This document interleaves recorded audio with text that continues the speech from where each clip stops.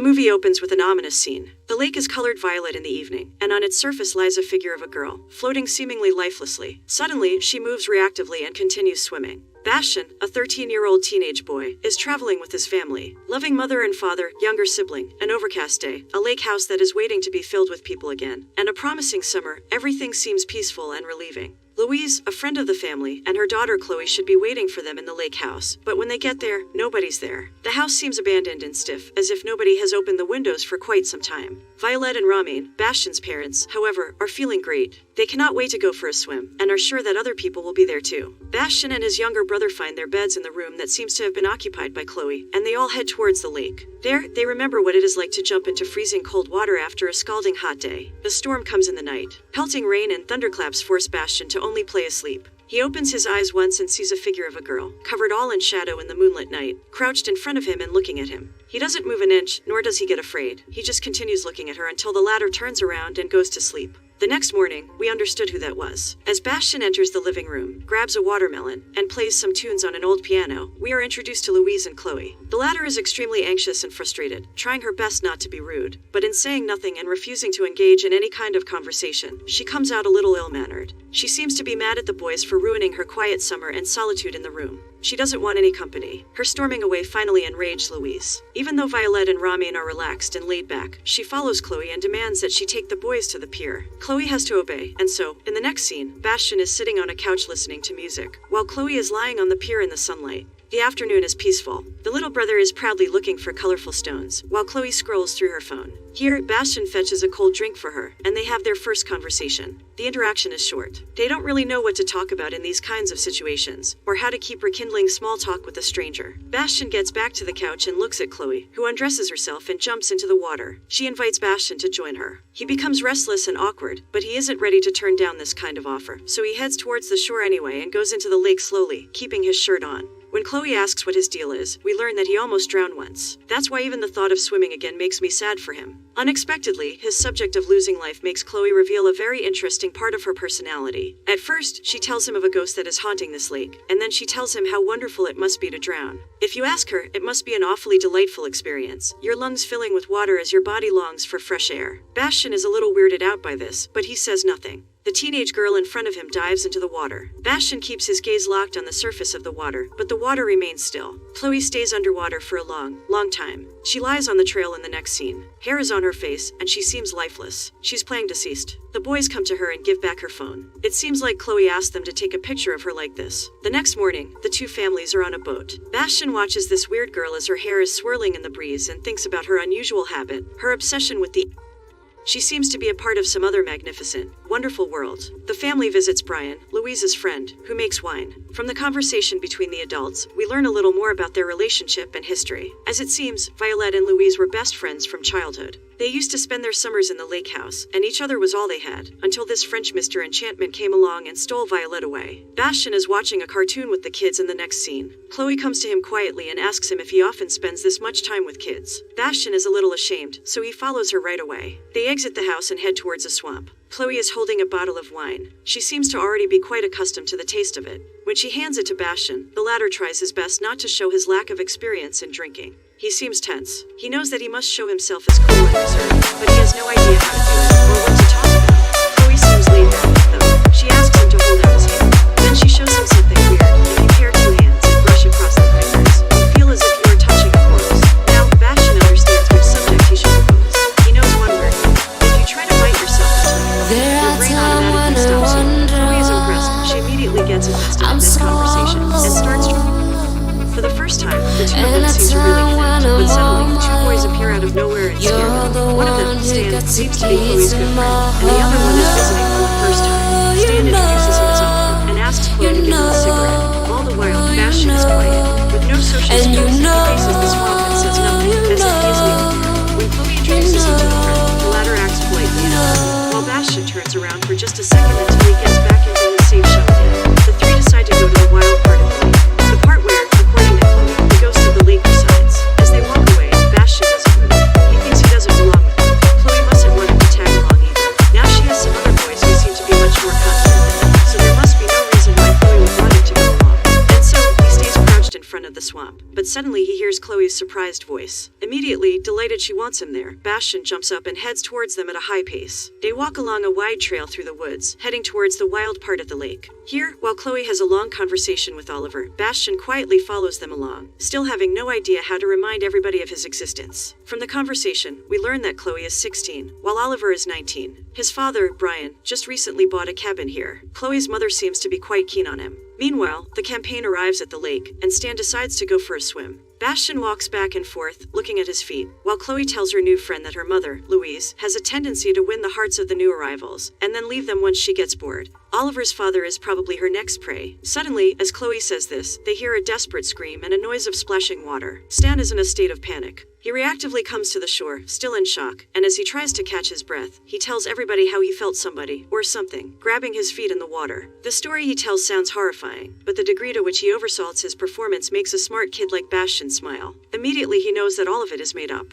And he turns out to be right. As he invites the other two to come join him in the lake, and as Chloe stands up to prepare herself for the cold water, Bastian says that he will be heading back and turns to leave. Chloe doesn't protest to it, and so the teenage boy goes back home alone. He's too old to be afraid of walking along a narrow path in the woods in broad daylight, but suddenly, he hears a girl crying in the distance. The noise is abrupt, and Bastian looks around to determine the direction from which it came. But he sees nothing. The woods are quiet, until he hears footsteps coming rapidly towards him and a loud shout. Terrified, he jumps back and cries out only to discover that it is Chloe. Instead of staying with the adult boys, she followed him. The thought changes Bastian's mood instantly. Chloe prefers to be with him. Out of nowhere, and perhaps even for the first time, Bastian feels overwhelmingly confident. The fear of trying new things leaves him completely, and he takes the wine bottle from Chloe to chug it down bravely. Chloe is impressed, that much is true, but Bastian's self-confidence was clearly exaggerated. The entire bottle of wine is out of his system after a few minutes. Fortunately, he was quick enough to get to the toilet. Chloe is amused. She helps him by letting him imagine all the disgusting food. In the end, Bastian tries to stand up straight.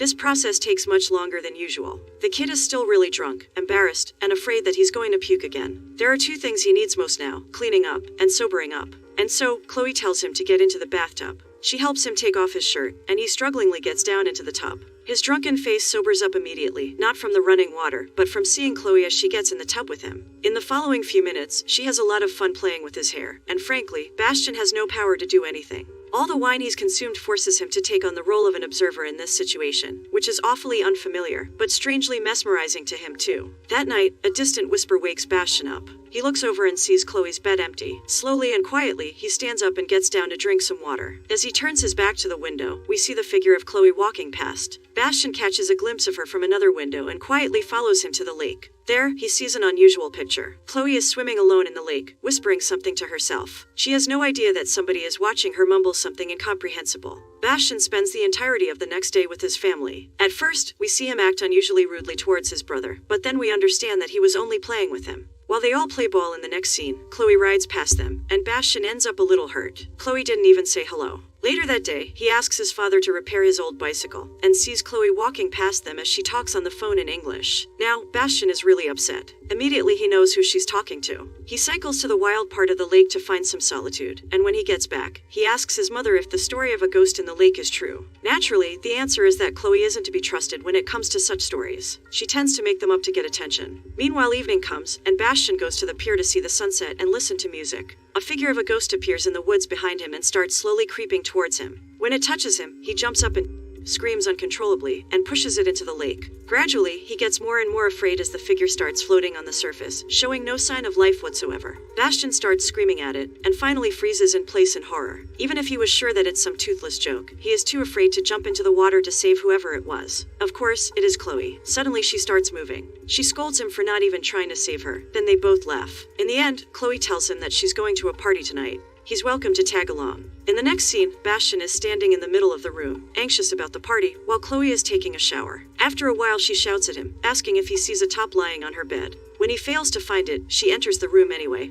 wearing only a bra. Bastian is startled. He averts his eyes, sits down, and gets especially interested in his feet. Chloe finds his appearance unsuitable, and gives him one of her shirts to wear. Then she tells him something that truly hurts his heart. She says that the little girls at the party will fall for him immediately. She makes him turn around, then changes into her party clothes. Bastian tries his best to remain indifferent and reserved, but clearly his smile is partially bitter. They walk down the dimly lit road alone in the next scene, talking about ghosts, until they reach the house in which the party is held. Bastian has never seen anything like it. Loud music and hormone-driven teenagers are trying to have as much fun as possible all around. Bastian wants to feel included. He seems reserved and cool, as if he has been to 100 such parties. After Chloe fetches beers, Oliver appears out of nowhere and steals her away. It is obvious that he's flirting with her. Bastian follows them through the crowd and into the backyard. There, Oliver assumes that Bastian and Chloe are related. As if it wasn't enough that Chloe regards him as a little boy, it seems that now he's her little brother as well. As the young men make ghost-related dirty jokes, Chloe sees her ex-boyfriend kissing another girl.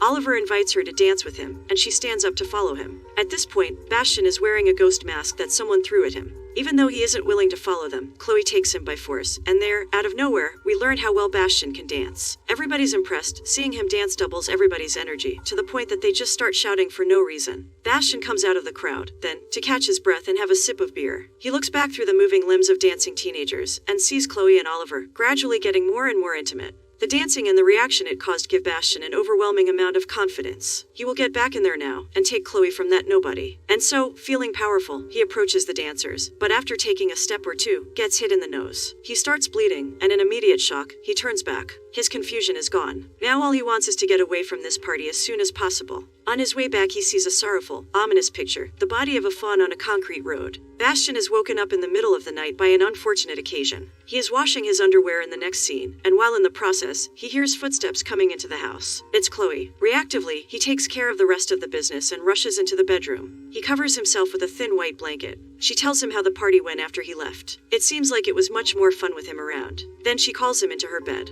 Bastian gets terribly anxious, but he joins her anyway. As they whisper to each other, we understand more and more that they are much alike. Even though they are trying so hard to pretend to be adults, both are children. They sleep together that night, and spend most of the day with each other too. After posing as a ghost and taking pictures, and after trying to bite they are bleeding while walking along the shore of the lake, they land on the subject of their worst fears. Both are extremely reluctant to say what they are most afraid of. And so, the agreement is that they are both going to say it together. Unfortunately for him, however, Bastian is the only one saying it after the countdown. And it isn't losing his younger brother, cancer, or water, it's something very childish and naughty. Chloe is amused by this. She comes up with something interesting, a challenge. If water isn't Bastian's primary fear, then he must prove it right here and now. He must swim inside the lake immediately. Bastian does as he is bid. He doesn't want to come out as a coward, and to be frank, there is something else that drives him into the depths of the lake, even though he is highly conscious of that factor. Chloe tells him again and again to go deeper into the water, and every other time, her voice changes. She grabs the end of her shirt and starts pulling it up slowly. Bastian struggles to stay on the surface, but he isn't used to swimming.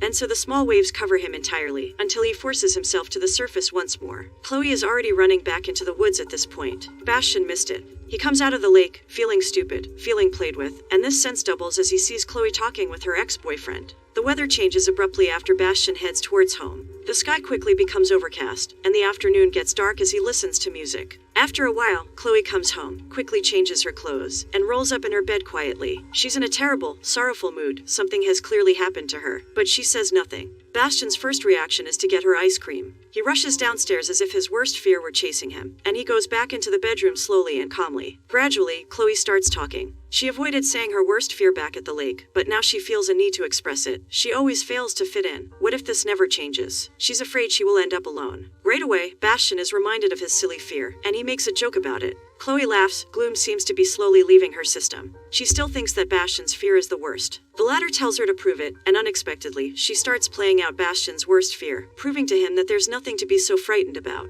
This process is extremely amusing to her. They are building a puzzle with Bastian's little brother in the next scene. The weather gets better, and the future of this day seems bright.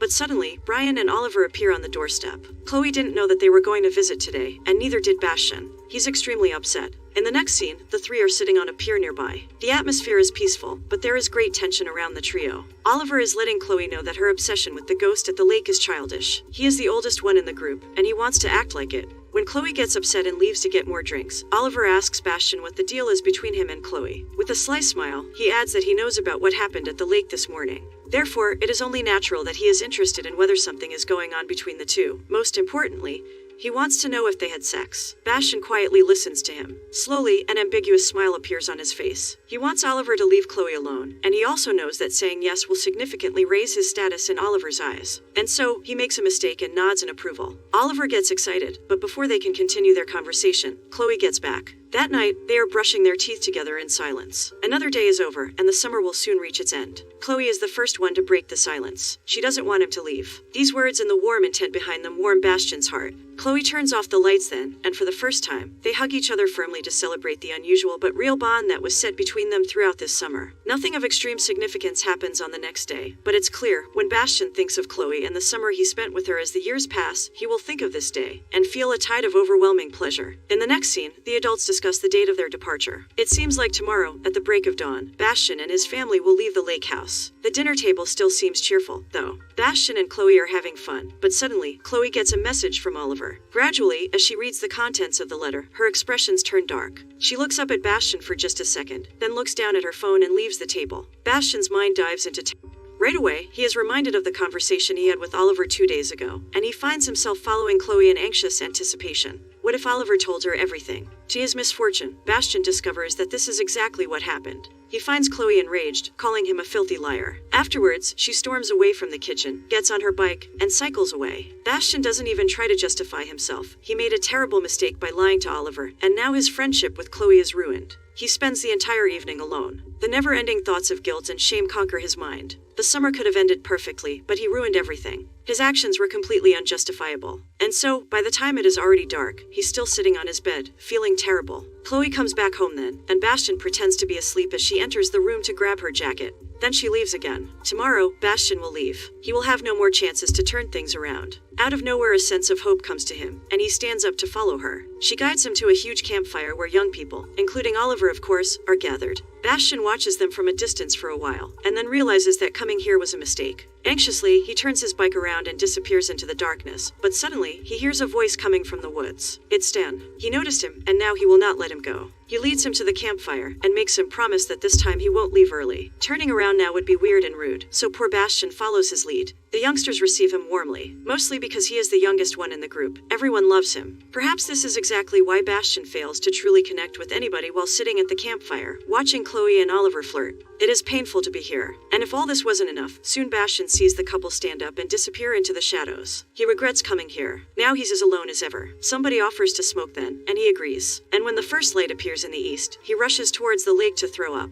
He's too young for any of this. When he's done, he looks back to the campfire, where young people have a contest to have the most fun. Bastian wishes to be a part of it, but he just doesn't fit in. Then he looks in front of him and sees a picture that is even more hurtful. Chloe and Oliver are in the lake, busy with each other, failing to notice anything around them. Others join in then, and the surface of the lake stirs up as they call Bastian to come into the water too. All the poor kid wants is to go home. He wants it all to end as soon as possible. But it will only prove his weakness, and besides, he made a promise to stay. And so, slowly, like the ugly duckling, he struggles against the weight of the lake water to catch up with his so-called friends. But the latter have no intention to wait for him. The commotion that their waving hands create on the lake fades out in the distance as Bastian gasps for air and calls for the last of his powers to save himself from drowning. The next morning, his family packs up, says goodbye to Louise, and drives to the shore of the lake in search of Bastian. When they get out of the car and start scoping the lake area, we see Bastian approach them from behind. His family is unable to see him, so he still has some time to think. Reluctantly, he watches his family, and finally decides to avoid them. He runs back, knowing where Chloe will be, and feeling that he still has the power to decide how this summer ends. The only thing he must do is give it one more try, one last chance. He finds Chloe sitting alone on the pier. She senses his approach, shakes lightly, and finally looks back at him.